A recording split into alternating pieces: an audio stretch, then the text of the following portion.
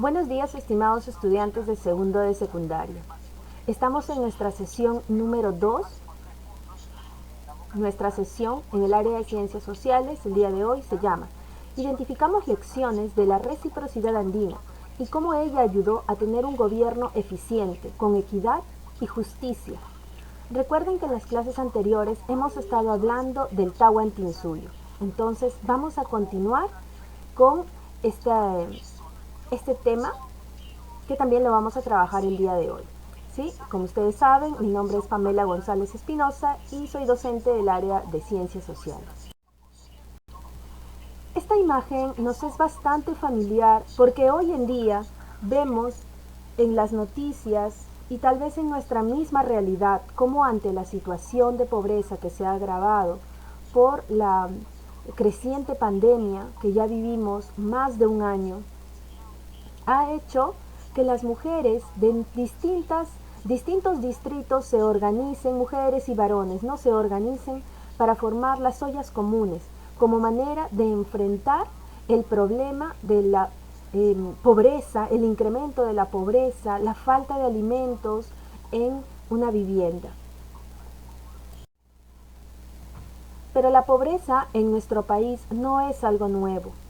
En realidad vivimos muchas décadas y tal vez centenas de años viviendo este problema que cada vez se agrava. Justamente el día de ayer, al realizarse las elecciones, uno de los puntos que más se pide que revisen los candidatos es qué van a hacer ante el problema de la pobreza.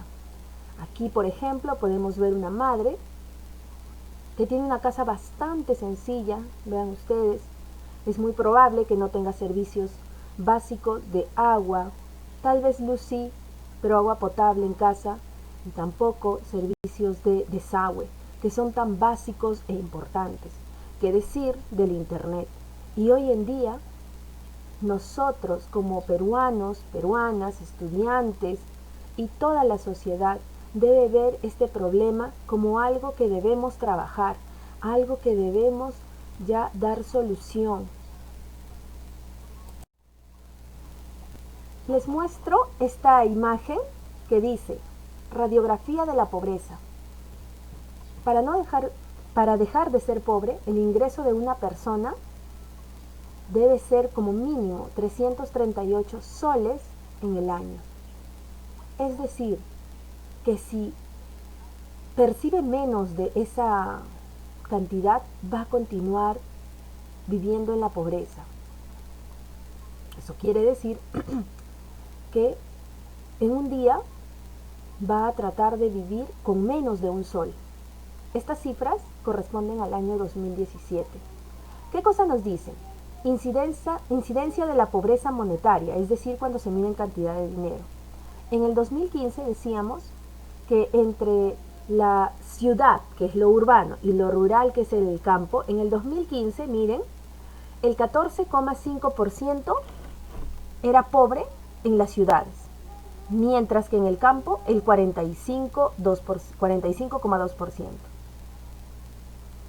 En el 2016, el 13% era pobre en la ciudad, urbano dice, ¿no?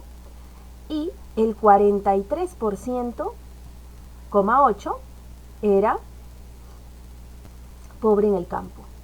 Hablamos de disminución. Para el 2017, de 13,9% se incrementó a 15,1% de pobre urbano, y 44,4% de pobre rural. Entre ellos, ¿sí? Entre la pobreza, vamos a encontrar también pobreza monetaria extrema, es decir, aquellos que no les alcanzaría el dinero para poder alimentarse ni subsistir. En el 2015 decíamos que el 1% estaba en la ciudad, pero el 13% estaba en el campo. En el 2016 había disminución, el 0,9%, pero en el campo ha disminuido un poco, 13,2%. Para el 2017, la pobreza extrema urbana, pobreza monetaria extrema, se incrementa y en el ámbito rural disminuye. Por dominios geográficos podríamos decir que el 48,7% de pobres está en la sierra rural, es decir, en el campo, en la sierra pero no en las ciudades, sino en el campo. El 41,4% está en la selva rural, ¿sí? En el campo, también en la selva, porque sabemos que también en la selva hay ciudades bien organizadas, con hospitales, colegios, universidades, ¿no es cierto? Pero estamos hablando del campo. Y en la costa rural vamos a encontrar el 24,6% de nivel de pobreza, ¿sí? Eso es en el ámbito geográfico ya. Y pobreza extrema. De esos 48,7%, ¿quiénes tienen pobreza extrema? Es decir, que ya no les alcanza para alimentarse. El 14,9%. En la selva, de ese 41, el 11,1%. Y en la costa rural, el 3,4%. Entonces vemos cómo en la sierra y en la selva los niveles de pobreza extrema se incrementan, ¿sí? También nos dice índice de competitividad, ¿sí? A nivel general, ¿ya? Podríamos decir, ¿sí?, que también hay una especie de puesto, ¿sí?, en el que vamos a ubicar a las regiones de nuestro país. Y aquí están principalmente las regiones de la Sierra Centro, donde vamos a encontrar que tienen más problemas en cuanto al entorno económico, a la infraestructura, al acceso a la salud, a la educación, laboral, se refiere a trabajo, y en cuanto a las instituciones. Entonces, mis queridos alumnos, la pobreza es un problema grave que tenemos que afrontar, tenemos que trabajar sobre ello. Si hoy en día vemos tanta cantidad de personas que fallecen, es porque el Estado no se ha preocupado también por hacer que esas personas tengan las mínimas condiciones para que puedan tener acceso a una salud de calidad, a educación de calidad, también a alimentos de calidad. Y eso también tiene que ver con pobreza, queridos alumnos. Este es el mapa del 2017 al 2018, en el que se agrupan a los departamentos más pobres. De los más pobres a los menos pobres. En este caso, el puesto número 1 sería para el departamento más pobre. En segundo lugar, los departamentos un poco menos pobres. Tercer lugar, intermedio, ¿sí? Cuarto lugar, no tanto. Quinto lugar, como Ica y Madre de Dios, el índice de pobreza también desciende. El 2018 también aquí tenemos cuáles son los departamentos más pobres. Y se mantienen, ¿verdad? Se mantienen. Cajamarca por muchos años también, en los últimos años, se ha ido manteniendo como el departamento más pobre del Perú, a pesar de tener centros mineros y proyectos mineros que lamentablemente no se llevan a cabo, ¿no? Este es otro problema también. Podemos ver el índice de pobreza también por color, viendo acá que los de color celeste serían los menos pobres. Blanco estarían en cuarto lugar, ¿no es cierto? Rosado claro en tercer lugar, rosado un poco más intenso en cuarto lugar, y en quinto lugar los más pobres, o el más pobre en este caso.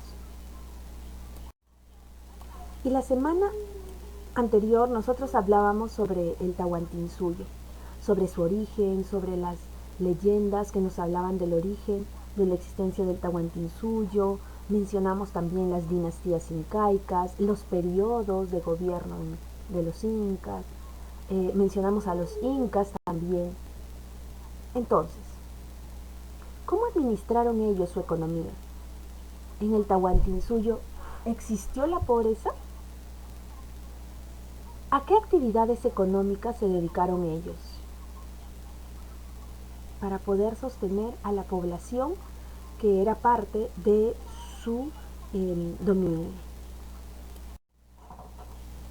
Aquí les comparto un esquema sobre las actividades económicas a las que se dedicaron ellos. Es muy importante, ¿sí?, que nosotros podamos contrastar que lo que estamos diciendo aquí es verdad. Por eso luego vamos a hacer contrastación de fuentes. Ahora dice, organización económica de los incas. Los incas se dedicaron a la agricultura, vamos hacia arriba, ¿sí? Para ello utilizaron andenes, que eran estas terrazas, como escaleras, ¿sí? En las que se va a utilizar las laderas de los cerros para lograr utilizar todo el espacio para el cultivo, ¿sí? De esta manera se aseguraban la mayor cantidad de producción. Otro saber o tecnología agrícola que ellos practicaron es el de los camellones, que consistía en hacer una especie de terrazas más altas y partes más bajas como ondulaciones, y en las partes altas cultivaban. Como pueden ver ahí en la imagen donde dice camellones, hay unas especies de surcos, ¿verdad? Por ahí pasan el agua, y este sistema de agricultura, este sistema agrícola se utilizaba especialmente en la meseta del Collao. ¿Por qué? Porque aquí podíamos encontrar, por ejemplo, un clima bastante frío por las noches. Entonces, esta tecnología lo que buscaba era que en el día el agua pueda capturar el calor, y en la noche este calor que había capturado en el día lo irradie. ¿Por qué?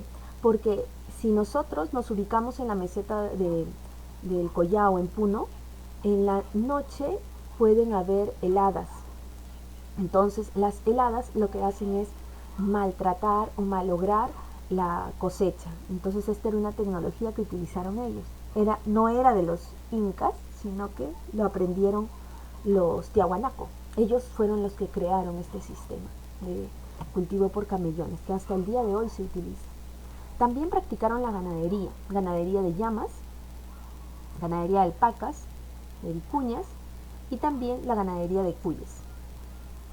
Se dedicaron también a la pesca, en el lago Titicaca, por ejemplo, pero también en la costa, porque recordemos que el Tahuantinsuyo ocupó un espacio bastante amplio.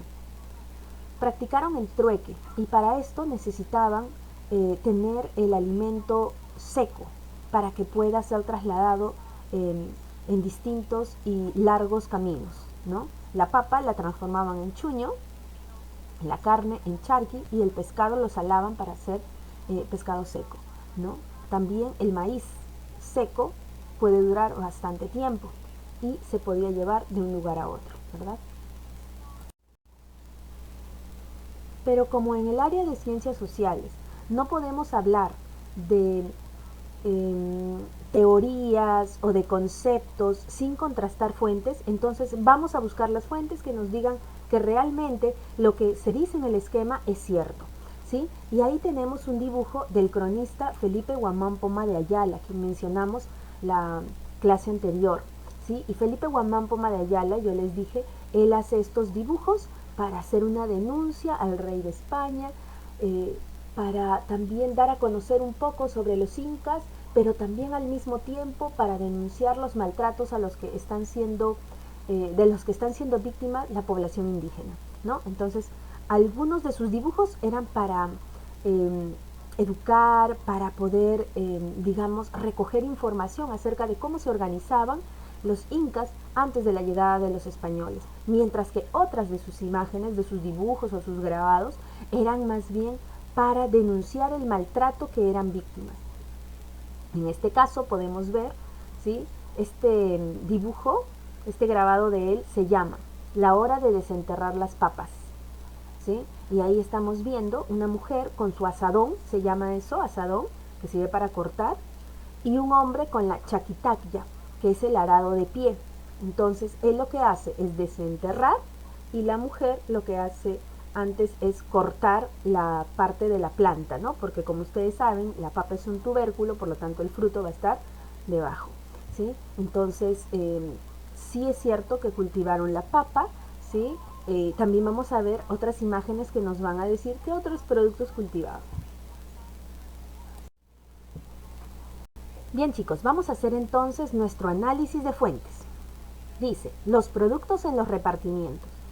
Descripción de la tierra del repartimiento de los rucanas antamarcas de la corona real, jurisdicción de la ciudad de Huamanga en el año 1586. ¿Qué tipo de fuente es esta? 1586. 1532 había sido la conquista. Han pasado muchos años, más de 100 años, ¿ya no queda nadie vivo del Tahuantinsuyo?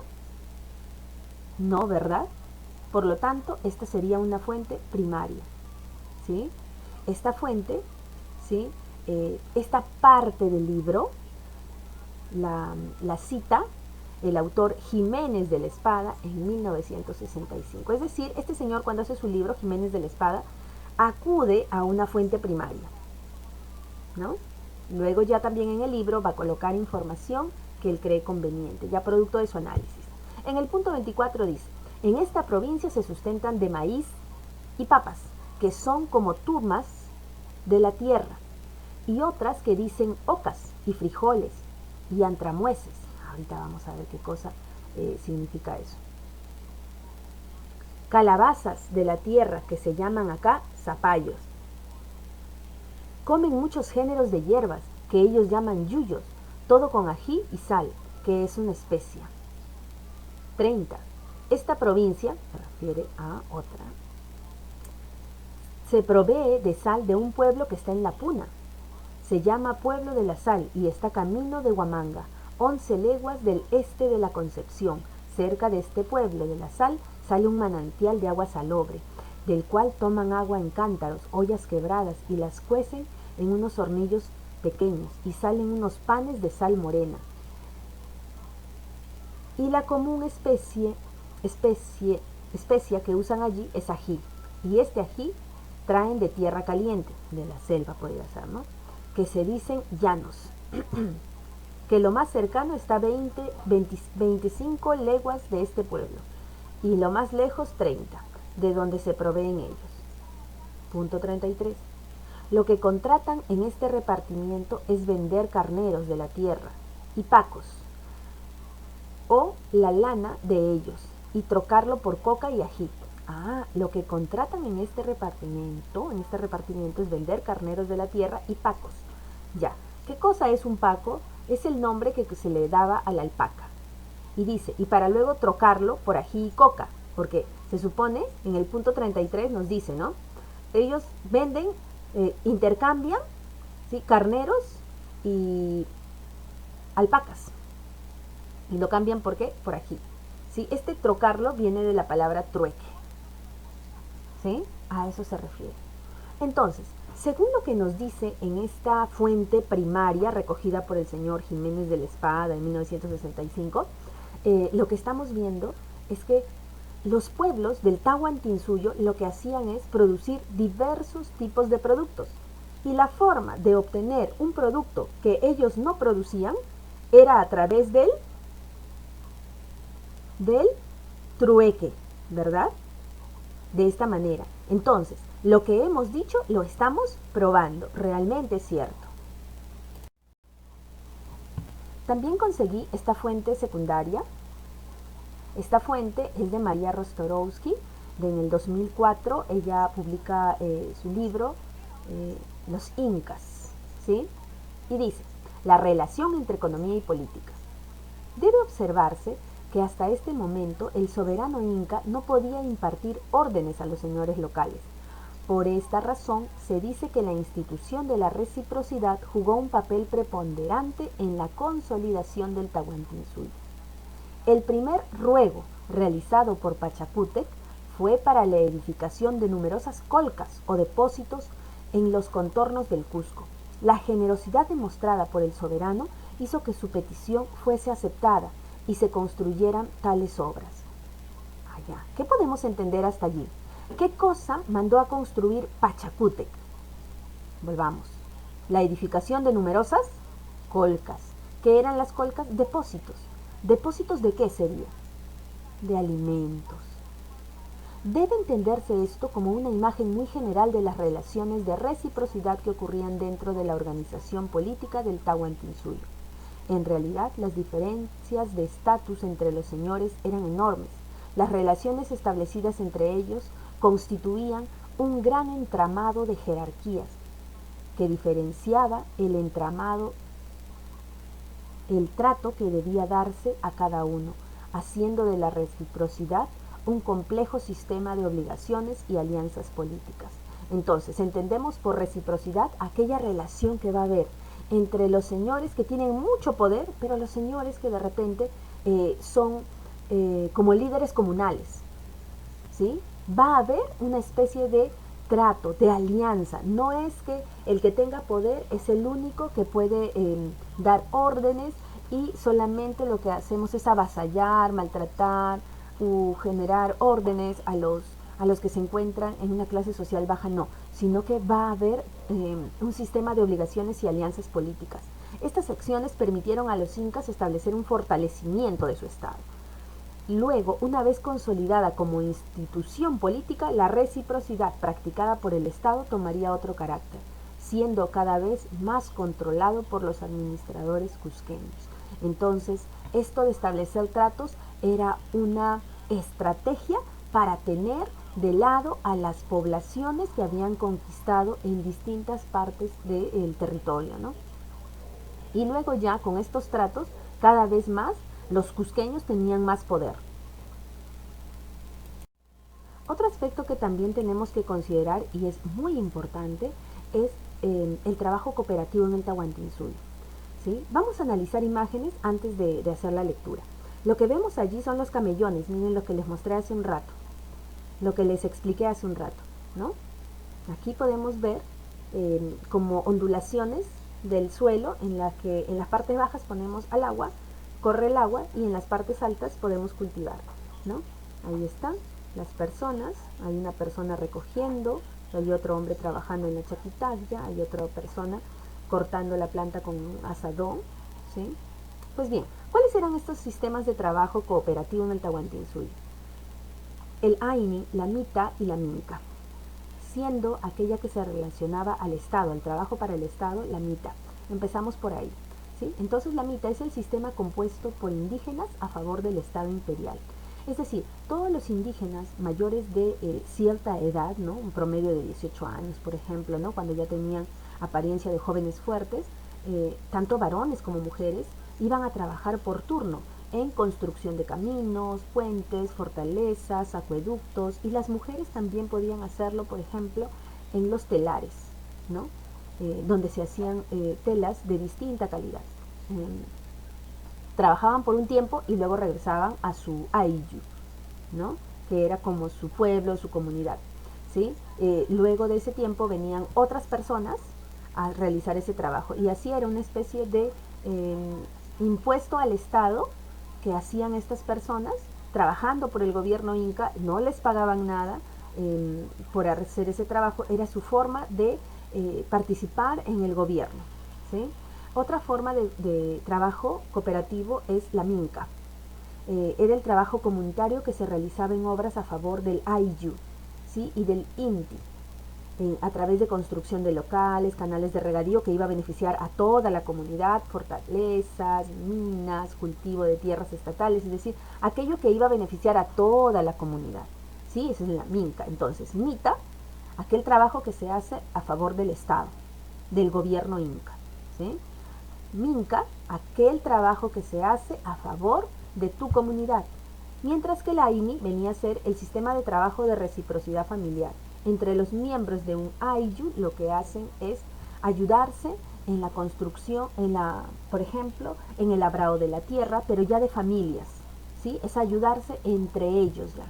De repente yo en mi campo de cultivo, en mi chacra, ya voy a cosechar la papa o el maíz y mi vecino viene, me ayuda con sus hijos, van a usar el arado de pie para que puedan sacar el tubérculo que vamos a cosechar y cuando ellos nos necesiten también nosotros vamos a hacer, ¿sí? O ellos necesitan construir una casa, mi familia va y lo ayuda y cuando ellos nosotros lo necesitamos también ellos vienen a nosotros a ayudarnos, ¿no? Esa era la forma de trabajo cooperativo. ¿Por qué? Porque no existía impuestos como hoy en día que por ejemplo compramos algo y el 18% lo recauda SUNAT, que es para hacer obras públicas, para el sostenimiento del Estado, en fin. En, en este grabado podemos visualizar, por ejemplo, las colcas, ¿no? ¿Se acuerdan de la lectura que revisamos hace unos minutos? Que decía cómo el Inca Pachacútec mandó a construir colcas alrededor del Cusco, y estas colcas servían para guardar alimentos. Entonces aquí podemos ver la imagen del Inca. Ese Inca lo distinguimos por el tocado que tiene en la cabeza, ¿sí? Eso se llama mascaipacha.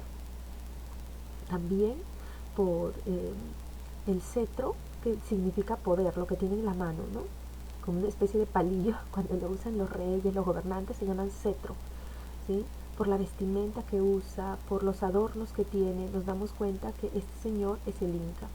Y lo que está haciendo el Inca es pedir cuentas, ¿sí?, a un Quipu Camayoc, ¿no?, que eran los señores encargados de leer los quipus, que eran una especie de sistema contable, es lo que sabemos hasta ahora.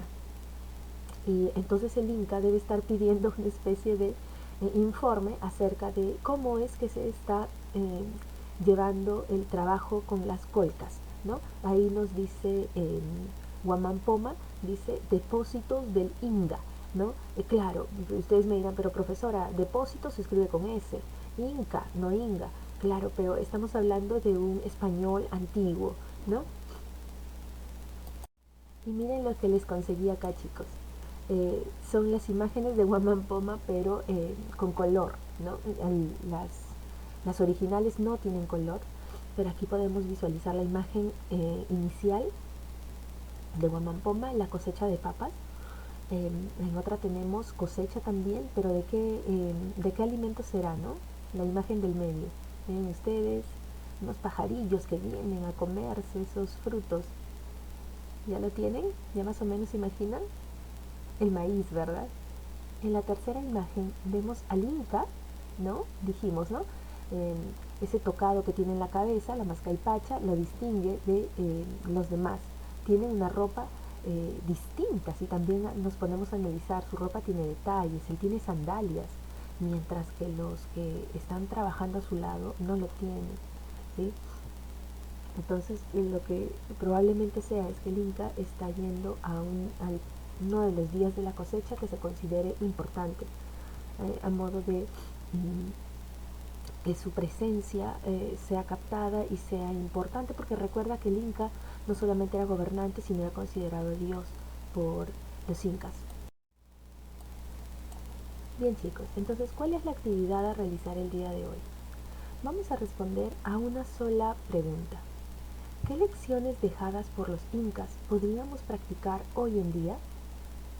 Sustenta tu respuesta en un texto argumentativo de 5 líneas como mínimo.